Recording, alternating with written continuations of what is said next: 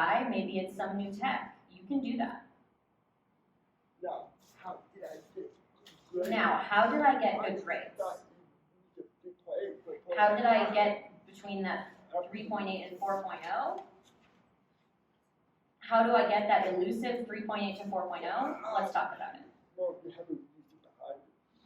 There's a reason behind doing all these things. Sometimes there's a stereotype that deaf people are, they're good enough, they won't participate in class, and we're forgotten about. They think we didn't work hard, we didn't participate. So it's important to ask questions in class and tell the teacher, I'm here, I'm working hard. And that also helps you learn better when you ask questions. This is also good advice for hearing people, but for deaf people, this has an enormous benefit to this approach. If you're feeling a little bit timid about raising your hand in class, that's okay. You don't have to ask questions after every sentence. I was the person who did that when I was in college, but if you are more timid about it, ask questions every so often just to prove your engagement.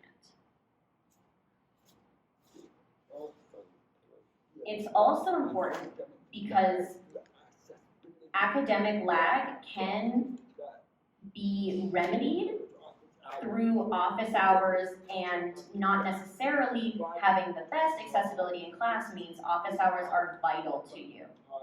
You can ask, what am I doing wrong? Ask for advice, ask for help with group projects. You can ask, hey, how's your family doing? Because you can definitely get letters of rec from people, and if they have name, comma, PhD, that carries significant weight. And in the letter they might say, this student came to my office every day and nobody else did. That looks great for future opportunities and future jobs. Drum roll, please.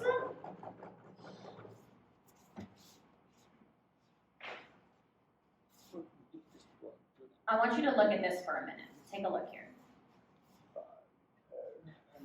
We've got the 5 and 10% and the 90%. This talks about when you learn something, how much do you retain of what you just did? If you're just sitting and passively watching a lecture, you'll retain 5% of it. If you're talking to your friend and you say, I remember this much of the speech, it's probably around 5%. Reading gets you about 10% retention. Most college students, hearing and deaf people, will learn through lecture and through reading, and that's it. But for us,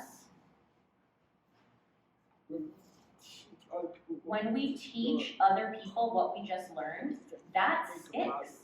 That helps you remember everything. And when you're explaining it to somebody else, you realize what gaps you have, and that's really important. You can teach immediately after you learn. Now, the second part of this strategy, take a look here.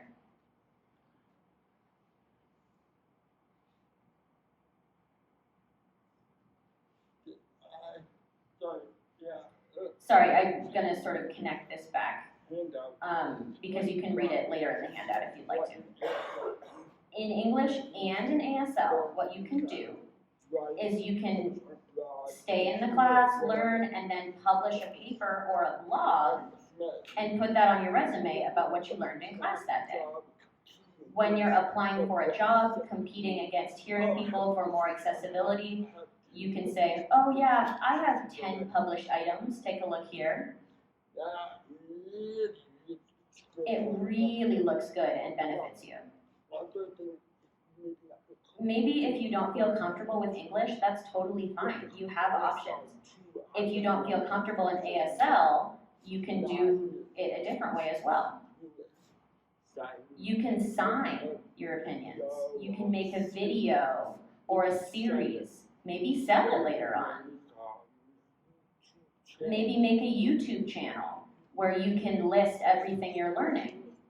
You can do it in English or in sign, but if you'd rather neither of those languages, then maybe if your sign language is understandable enough, you'll be good to go. People aren't there to criticize your signing skills.